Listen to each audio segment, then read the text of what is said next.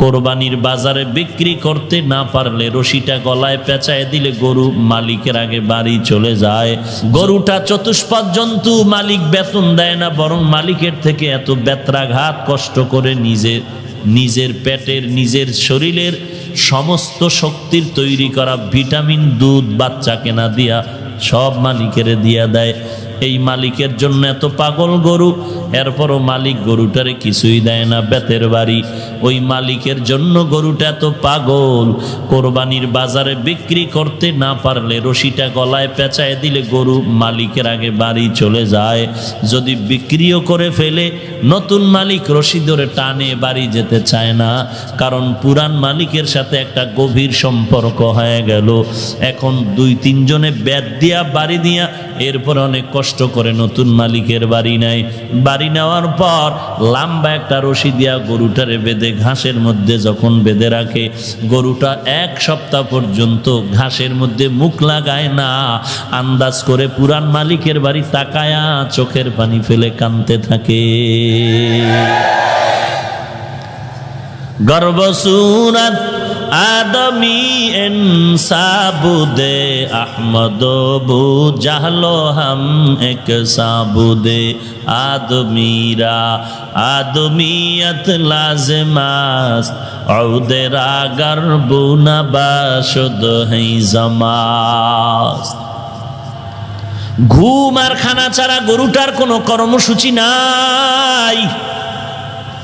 তো একটা মানুষকে তো আল্লাহ দুনিয়াতে ঘুমানোর জন্য আর খানার জন্য পাঠান নাই। যেই মানুষটা শুধু খানা আর ঘুম নিয়ে ব্যস্ত, আল্লাহ যে অন্য কোনো দায়িত্ব দিছেনি কোনো চিন্তাও করে না। আল্লাহ পাক বলেন, বান্দা তুই গরুর থেকে খারাপ, কারণ গরুটায় মালিকের বেতন পায় না, এরপরও মালিকের জন্য পাগল। আর আমি আল্লাহ মালিক তোরে খানা দেই, কত কিছু দিলাম, বাতাস আমার, পানি আমার, সূর্যের আলো আমার, চন্দ্রের আলো আমার দেওয়া নিয়ামত পাওয়ার পর একবারও তুই আলহামদুলিল্লাহ শব্দটাও বলে শুকর আদায় করো না। আমি আল্লাহ যদি এখন তোকে বলি তুই শুধু গরু না, তুই গরুর থেকে বড় খারাপ, এই কথা আমার অযৌক্তিক হবে না। কারণ তোকে আমি আল্লাহ তো সব মাখলুকতের মধ্যে সম্মানিত করেছি। এই সম্মানটা ধরে যদি রাখতে না পারো, তোর জন্য ঠিকানা হলো জাহান্নাম। ওয়ালাকাদ যারানা লিজাহান্নামা কাসীরাম মিনাল জিন্নি ওয়াল ইনসি লাহুম কুলুবুন লা ইয়াফকাহুনা বিহা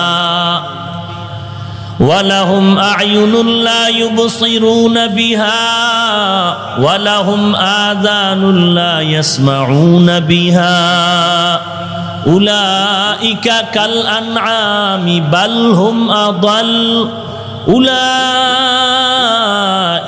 হুমুল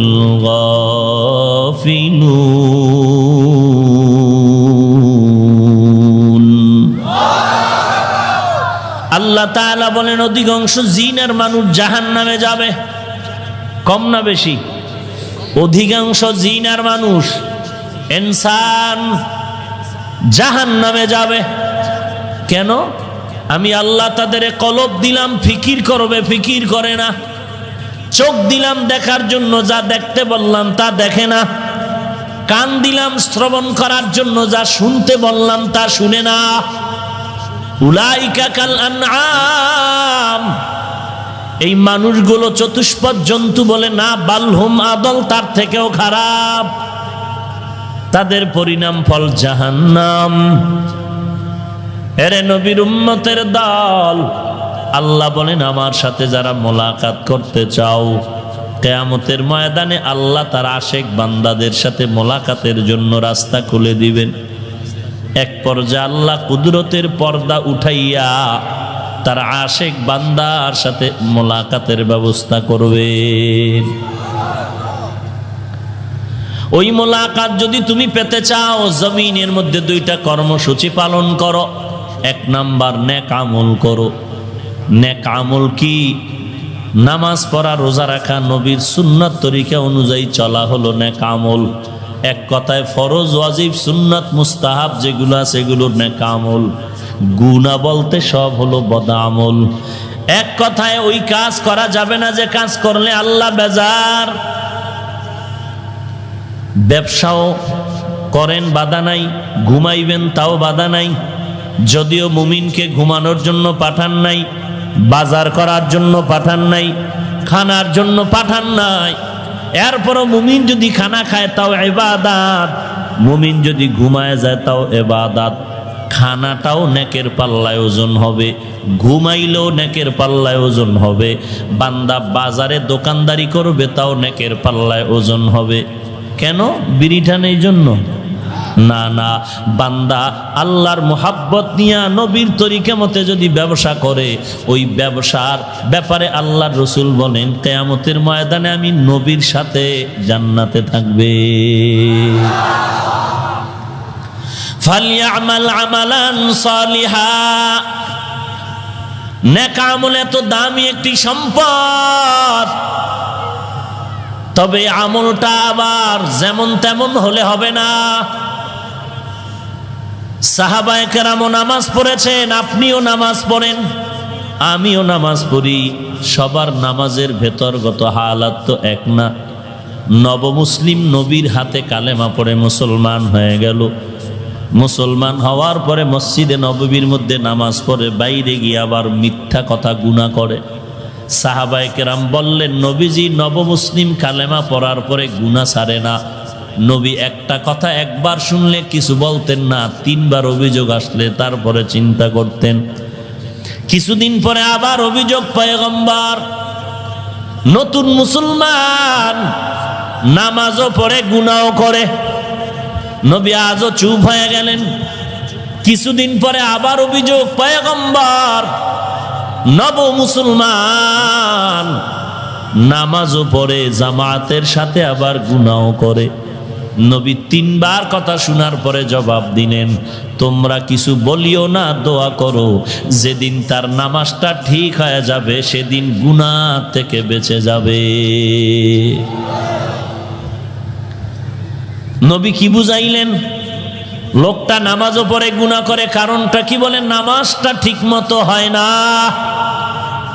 নামাজ এই জন্যই তো নবী বলেন, সল্লু কামা রাআইতুমুনি উসাল্লি, নামাজ আদায় করো আমাকে যেমন ভাবে নামাজ আদায় করতে দেখো। নামাজ, যার নামাজ যত ভালো তার আমল ভালো, আখলাক ভালো, ব্যবহার ভালো, লেনদেন ভালো। নামাজ যার যত সুন্দর তার ঈমান তত সুন্দর, তার আমল তত সুন্দর।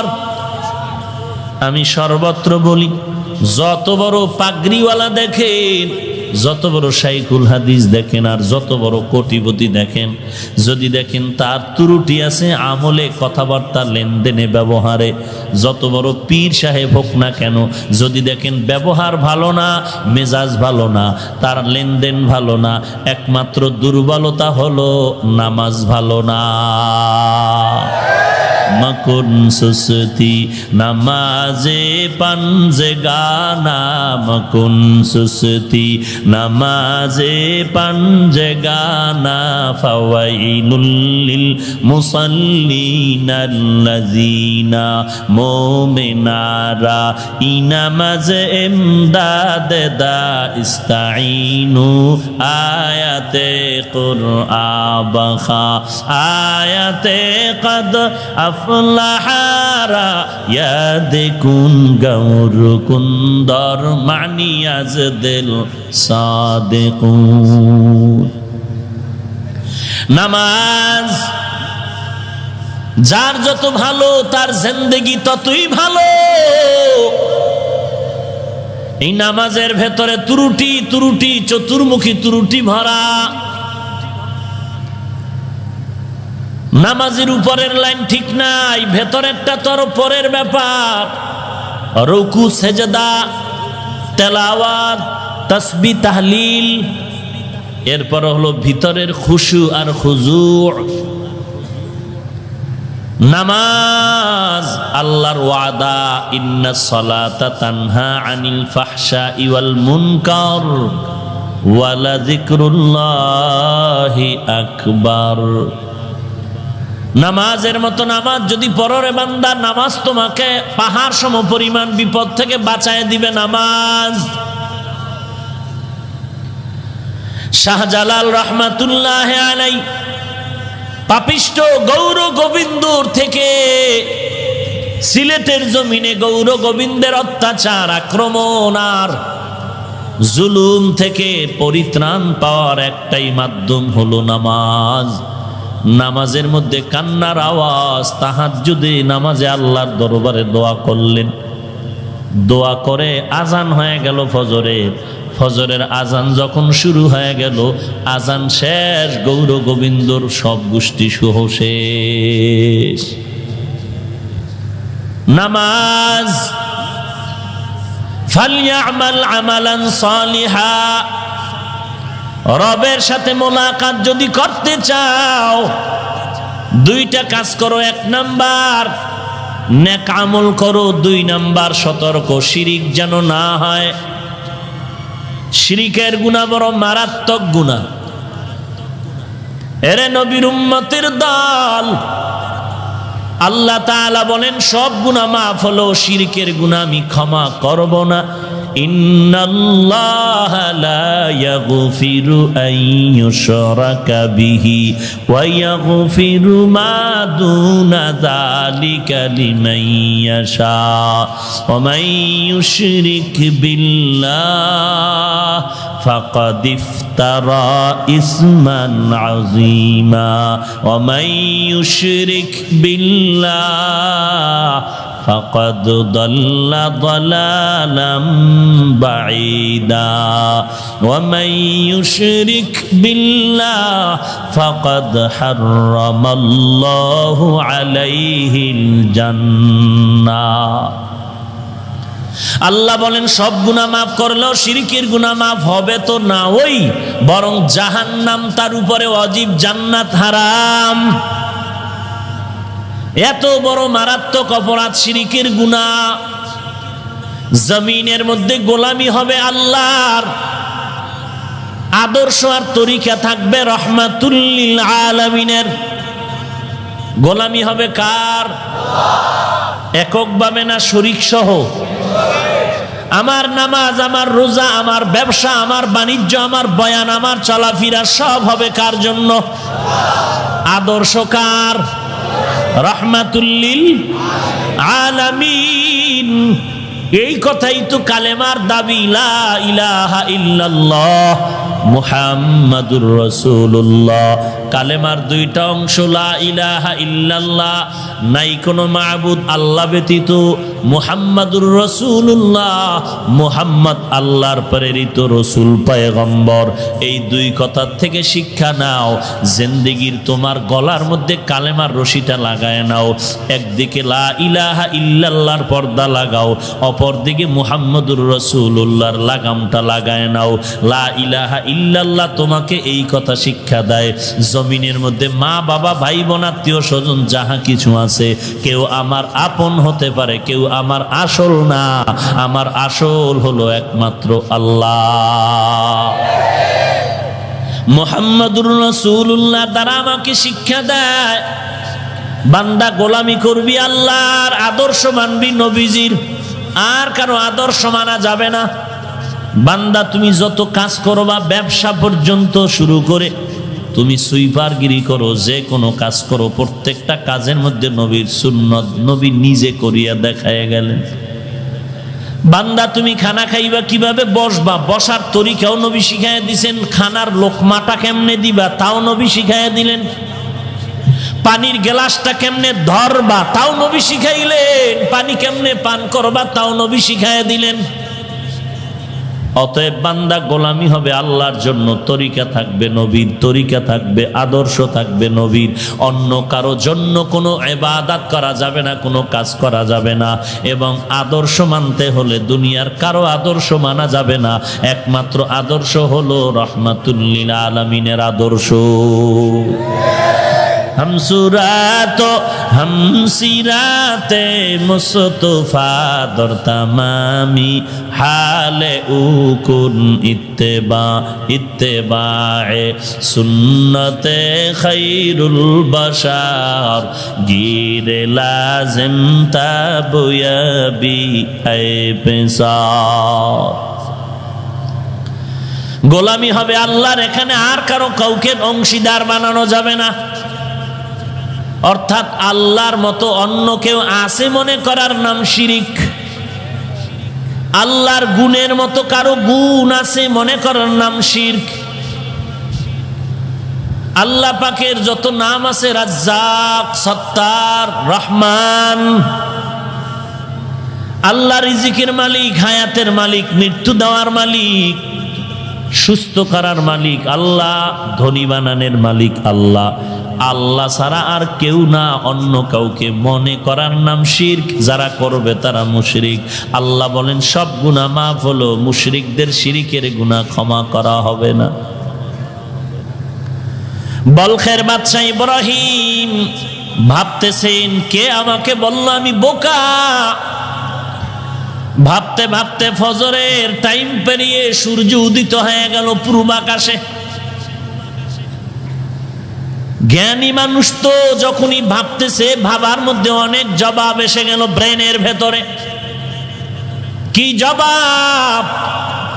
হঠাৎ করে সূর্যের দিকে তাকায় চিন্তা করে, আমি ইব্রাহিম ইবনে আদহামের ইশারায় বলখের মানুষ উঠে আর বসে, কিন্তু পূর্বাকাশে যেই সূর্যটা সকালবেলা উঠে সন্ধ্যাবেলা পশ্চিমস্ত যায় পশ্চিম আকাশে, এই সূর্য তো আমি ইব্রাহিমের অর্ডারে চলে না।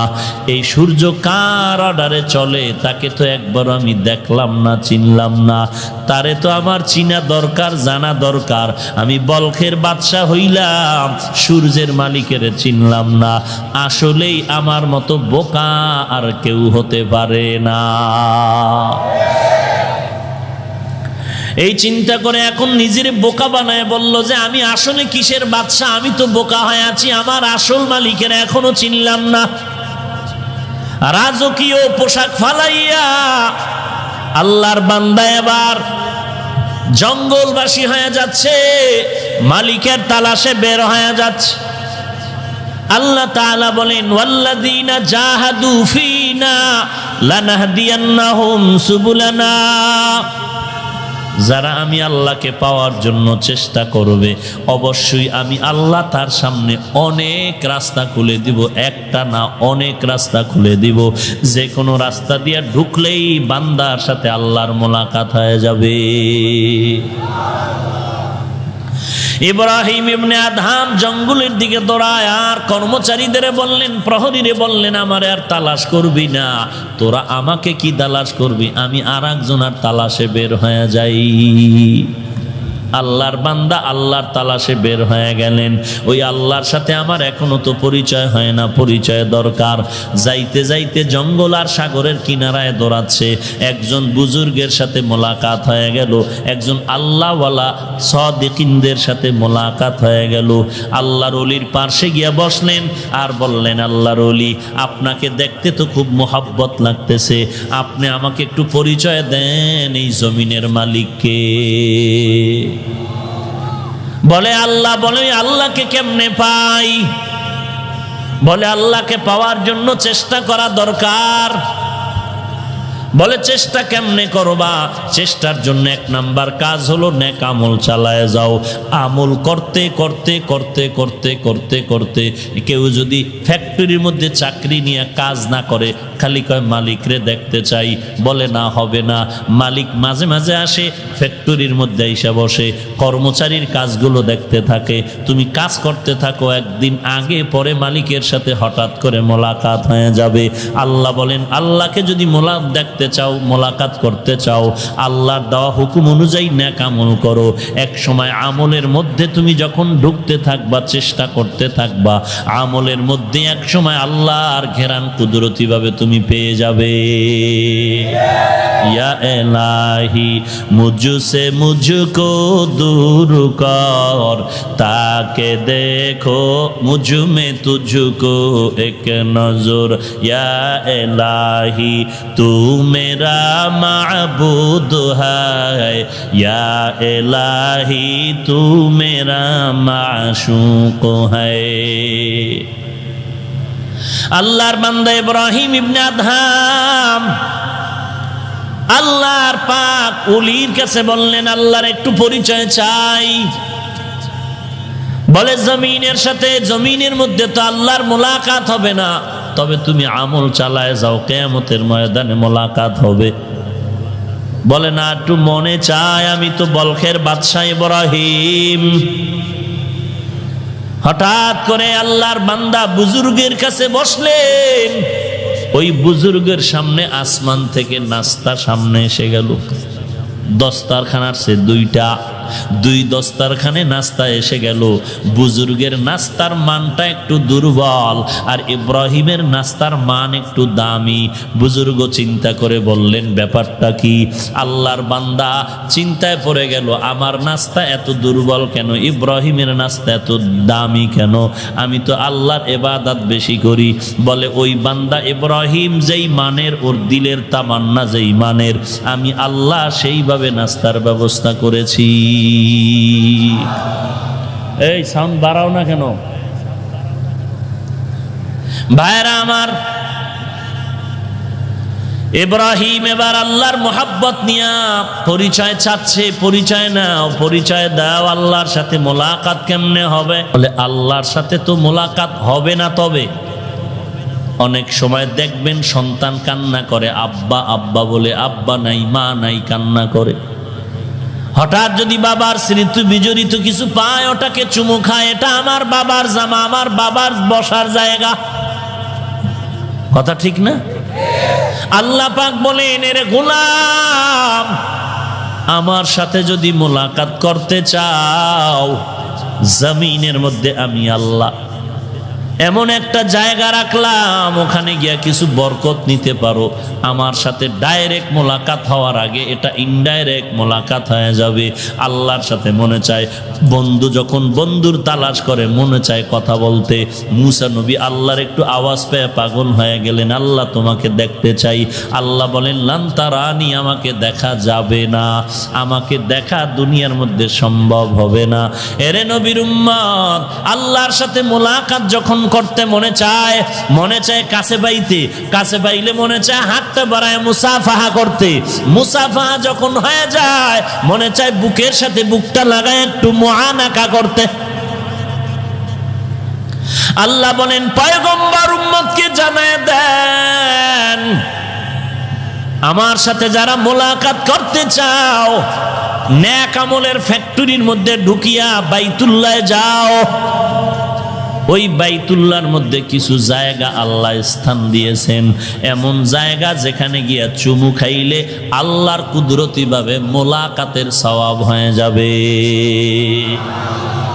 বাইতুল্লাহর দরজার হজরে আসওয়াদ পাথরের মাঝখান মুলতাজামে গিয়া বুকটা লাগাইয়া দাও কাবার দেওয়ালের সাথে। কাবার দেওয়ালের সাথে বুকটা লাগাইয়া হাজী সাহেবরা চিৎকার করে কান্না করে আল্লাহর সাথে মোলাকাতের। বলে, আল্লাহর সাথে বুক লাগানোর যেই মোহাব্বত, যেই বরকত, ওই বাইতুল্লাহর দেওয়ালের সাথে লাগানো মাত্র আল্লাহ সে বরকত দিয়া দিবে। ইব্রাহিম এবার দৌড়াচ্ছে বাইতুল্লাহ দেখার জন্য। কই সেই আল্লাহর ঘর? আল্লাহকে তো দেখতে পারি না, আল্লাহর ঘরটা একটু দেখে তৃপ্তি নেই। আল্লাহর বান্দা দৌড়ায় আল্লাহর ঘর দেখার জন্য। কি আশ্চর্য ঘটনা! বাইতুল্লাহর মানুষকে জিগায় জিগায় যখন গেলেন, বাইতুল্লাহ কোথায়, বাইতুল্লাহ কোথায়, আরেকটু সামনে, আরেকটু সামনে যাও। বাইতুল্লাহর কিনারায় গিয়া দেখে বাইতুল্লাহর মেন জায়গার মধ্যে বাইতুল্লাহ দেখা যায় না। বয়ান করলেও মুসিবত। ছিদ্রান্বেষণকারী মুনাফিকেরা তো এগুলো নিয়ে বাজে মন্তব্য করে উম্মতের মাঝে ফাটল সৃষ্টি করে। কারণ এই মুনাফিকরা তো মারেফত বুঝে না, আল্লাহর পরিচয় কি বুঝে না, বুঝার চেষ্টাও করে না, বরং বিরোধিতা করে, মানুষকে বাজে কথা বুঝায়। মারেফত বুঝে না, তাকওয়া বুঝে না, পীর মুরিদি বুঝে না, তাসকিয়া নফস বুঝে না, বিরোধিতা করে। খাজা মঈনুদ্দিনকে গালি দেয়, বড় পীর আব্দুল কাদের জিলানীকে গালি দেয়, আশরাফ আলী থানবীকে গালি দেয়, হাজী এমদাদুল্লাহ মুহাজিরে মক্কিকে গালি দেয়। কি বলবো, এমন এক যুগ আমরা অতিবাহিত করতেছি, ভবিষ্যতে কি হবে আল্লাহ ভালো জানেন। বয়ান তো সবাই করে, কারো বয়ানের মধ্যে মানুষের চিৎকারের আওয়াজ, কান্নার আওয়াজ, আর কারো বয়ানে কান্নার খবরও নাই। কারণটা কি? একই বয়ান কোরআন হাদিস থেকে, ব্যাপারটা কি? এই ব্যাপারটাই হলো রুহানিয়াতের ব্যাপার, আল্লাহর মারেফতের ব্যাপার। এগুলো না বুঝার কারণে বড় বড় বুজুর্গদেরকে পর্যন্ত এরা গালাগালি করে, যাদের তাহাজ্জুদ কাজা হয়নি এমন বুজুর্গকে এরা গালি দেয়। কত বড় ধৃষ্টতা! শুধু তাই কি, এরা ওমরে ফারুক পর্যন্ত গালি দেয় যে ওমরে ফারুক রাদিয়াল্লাহু তাআলা আনহু বেদাতি।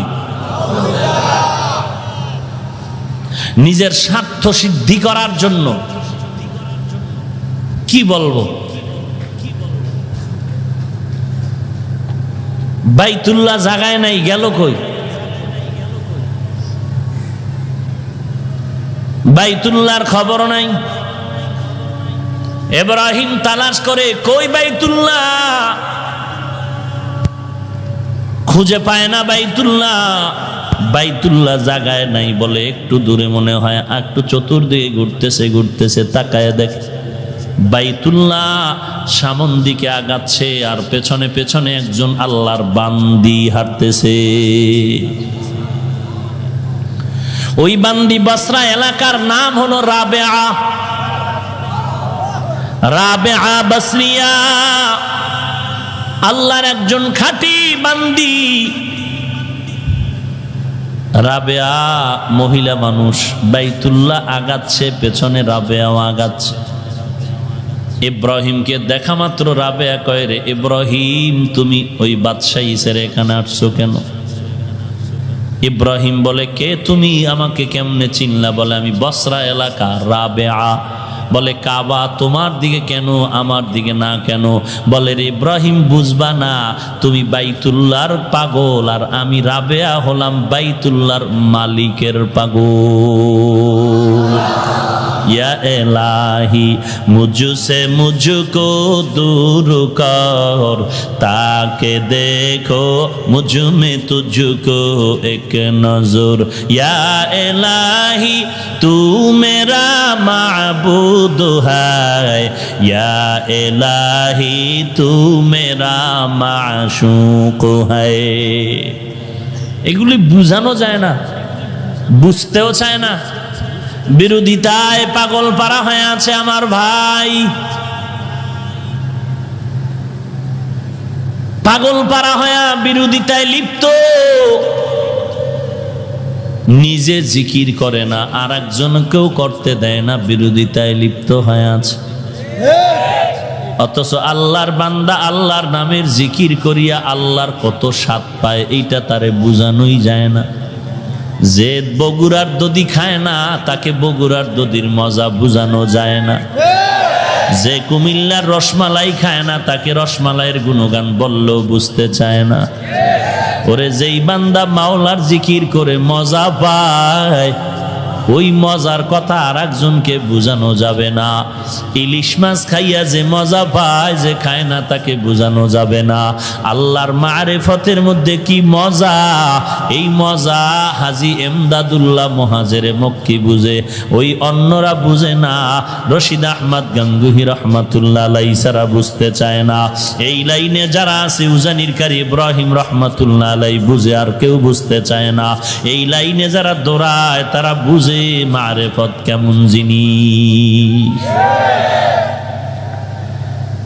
কেমনে বুঝাইতাম? পটিয়া মাদ্রাসার বাণী মুফতি আজিজুল হক রহমাতুল্লাহ আলাইহি জবরদস্ত বুজুর্গ,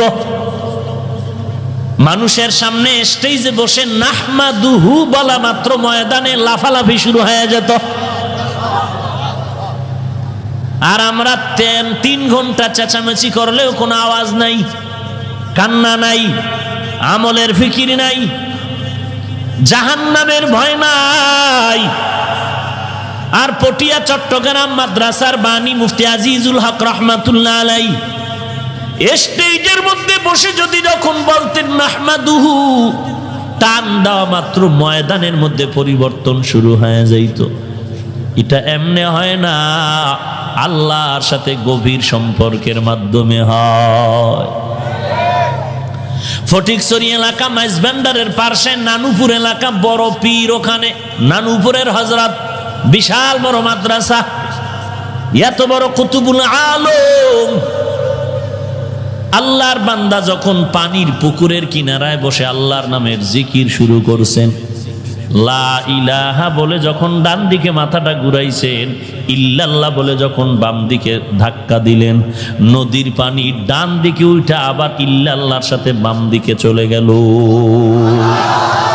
আউলিয়ারা কারে উকবা ইখতিয়ার, জাহেলারা কারে দুনিয়া ইখতিয়ার। মাইলে মোমেন সোয়ে মোমেন মিশাওয়াত, মাইলে কাফের সোয়ে কাফের নিশাওয়াত। এরে আল্লাহওয়ালার সোহবতের কারণে হাজার না লক্ষ কোটি বান্দা আজ আল্লাহর মারিফতের দরজায় দৌড়াচ্ছে। যারা বিরোধিতা করে এদের লাইনে তো কোনো আল্লাহর বান্দা দেখা যায় না। নামাজ পড়ার থেকে নামাজি হয়েছে, বরং আগে নামাজ পড়তে এখন ফিতনা করে। আগে এত অহংকারী হতো না, এখন অহংকার বেশি করে। মসজিদে ঢুকলে একটু ভাব নিয়ে ঢুকে, ভাব দাঁড়ানোর সময় ভাব, আলহামদু শেষ হইলে জোরে আমিন বলে চিৎকার করে ভাব। বেটা আল্লাহর ইবাদতে ভাব চলে নাকি? তো ভাব দেখাও কেন? ভাব দেখাও কেন? কি ভাব? ঢুকতেও ভাব, বের হইতো ভাব দেখায়। আর ডানে বামে তাকায়, দেখে আমারে কেউ দেখেনি আর কেউ জিজ্ঞাসা করেনি, তো লইয়া ভরুম। আগে এত বেদ্যুবি করতো না, এখন ওই মুরব্বি মানতে গিয়া বড় বেদ্যুবি শুরু করেছে। আল্লাহর ঘরে ঢুইকা ভাব দেখায়, সালাম পর্যন্ত দেয় না। কি ভাবে যে থাকে দেখি তো মাঝে মাঝে মসজিদে ঢুকলে। আরে বাপরে বাপ, বুকের উপরে হাত বাঁধতেছে, জোরে আমিন কি? পা ছড়ায়া দাঁড়িয়েছে, মসজিদে ঢুকলো, কত বান্দার সাথে দেখা হলো, সালাম দিল না, বের হয়ে গেল, সালাম দিল না। ভাব আর ভাব। এরা নবীর বড় পাগল, আর আমগো কয় মুশরিক। কেন? চরমনাই মুশরিক, উজানি মুশরিক, তাবলিগ মুশরিক। কেন? এদের কাছে গেলে মানুষ আল্লাহওয়ালা হয়ে যায়, তা সহ্য করতে পারে না, সহ্য করতে দোষ পায় না, দোষ পায় না। দেখতে নারী চলন বাঁকা, আঘাত কেমনে করবে? যেটা দিয়া করে দেখো আঘাতে লাঠি ভেঙে যায়, কোনো দিক দিয়েই পার পায় না। শেষ পর্যন্ত কয় ইল্লাল্লাহ শিরিক, হে ইল্লাল্লাহ দিয়া ধর। আর কি করবে? হ্যাঁ, কোনো দোষ পায় না, হেলিকপ্টার দিয়া ধর। হ্যাঁ, ধর, এটা দিয়া ধর। চিন্তা করেন কি ব্যঙ্গ করে যে বলে কথাবার্তা, ঠোঁট বাঁকা করে।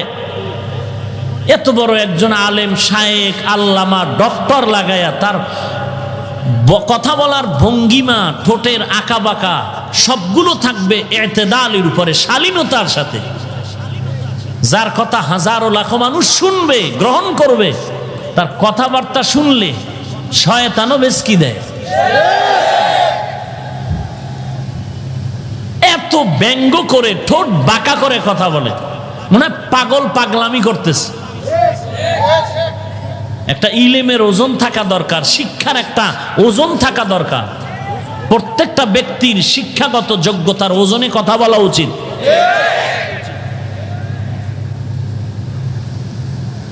পাগল হয়ে গেছে,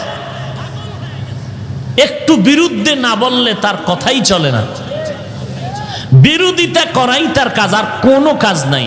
ইউটিউব বা যে কোনো লাইনে তাদের বয়ান শুনবেন, এ টু জেড শুরু থেকে শেষ শুধু বিরোধিতা, গীবত, শিকায়াত, আর কোনো আওয়াজ নাই। একটা আমলের বয়ান করবে না, শুধু অমুকে কাফের, অমুকে মুশরিক, অমুকে কাফের, অমুকে মুশরিক, এই তাড়নায় পুরো সময় কাটায় দেয়। মনসুর হাল্লাজের ঘটনা কইছি, চরমনের হুজুরে কিতাবে লেখছে, আল্লামা জালালউদ্দিন রুমি রহমাতুল্লাহ আলাই কিতাবে লেখছে। এই ঘটনা অলিপুরি সাহেব বলছেন, সব কাফের হয়ে গেছে। মনসুর হাল্লাজের ঘটনা বলাতে সব কাফের হয়ে গেছে। অথচ আল্লামা জালালউদ্দিন রুমি রহমাতুল্লাহ আলাই কত বড় জবরদস্ত একজন বুজুর্গ আলেম। কিয়ামতের কিছু আলামত রাসূল বলে গেছেন, এর মধ্যে একটা আলামত হলো পরবর্তী উম্মতেরা আগের আল্লাহওয়ালাকে গালি দিবে। এটা কিয়ামতের একটা আলামত। পরবর্তী উম্মতেরা, অতীতের উম্মত যারা উম্মতকে জান্নাতের পথ দেখাইতো, এদেরকে গালাগালি করুন, কিয়ামতের আলামত। আবু হানিফাকে গালি দেয়, চিন্তা করেন, আর কাউকে গালি দেয় না। অথচ ইমাম শাফি রহমতুল্লাহ আলাইহির মাযহাব আলাদা, ইমাম আহমদ বিন হাম্বলের মাযহাব আলাদা, ইমাম মালিক রহমতুল্লাহ আলাইহির আলাদা এক মাযহাব, ইমাম আবু হানিফার একটা মাযহাব। মূলত আবু হানিফাকে ধরছে কেন? আমরা বাংলাদেশের অধিকাংশ মানুষগুলো ইমাম আজম আবু হানিফার মাযহাব মতে চলি, সহ্য করতে পারে না।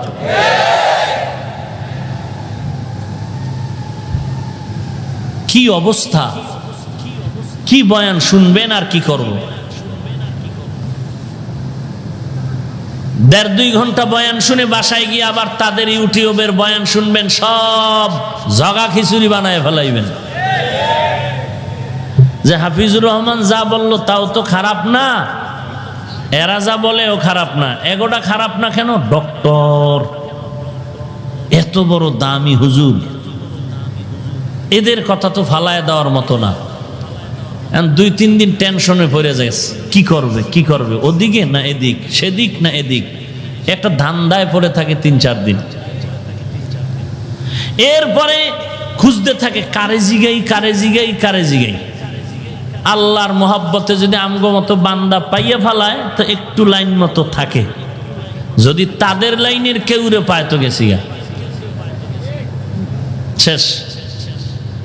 ও এখন পুরা যেই ইমামের পিছনে জীবনভর নামাজ পড়ছে, ওদের লাইনে গিয়ে এখনো ইমামকে সহ্য করতেই পারে না। ওই ইমামকে এখন সালাম পর্যন্ত দেয় না, বেয়াদব গুলো সালাম পর্যন্ত দিতে চায় না।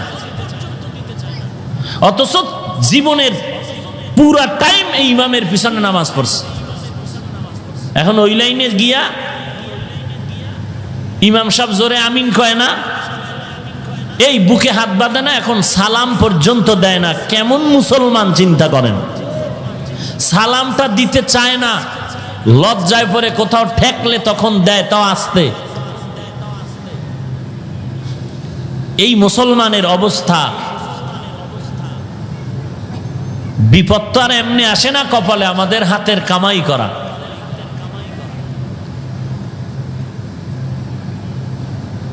আজিজুল হক রহমতুল্লাহ আলাই পটিয়ার মাদ্রাসার তাহাজ্জুদের মুসাল্লা থেকে আফ্রিকার জঙ্গলে চলে গেছেন। এটা কিভাবে সম্ভব? কিভাবে সম্ভব? দুধের বাচ্চা তো কথা বলতে পারে না, দুধের বাচ্চা কথা বলতে পারে না, অথচ এই জমিনের মধ্যে এমনও ঘটনা আছে যে দুধের বাচ্চা মায়ের কোলে বসে কথা বলতেছে। কুদরত কার? না সরমনাইয়ের, দেওবন্দিওয়ালাদের? আমরা যত ঘটনা শোনাচ্ছি আমরা বিশ্বাস তো করি কুদরত কার?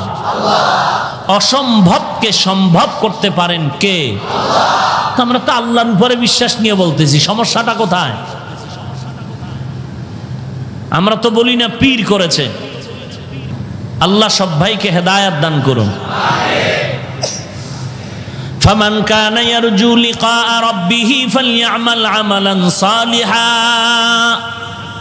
ওয়ালা ইউশরিক বিইবাদাতি রাব্বিহি আহাদা। আল্লাহর সাথে যারা মোলাকাত করতে চাও রে গোলাম, এক নম্বরে নেক আমল করো। আমল, আল্লাহ তাআলা বলেন সব ইনসানগুলো জাহান্নামে যাবে, 4 গুণালা মানুষ জান্নাতে যাবে।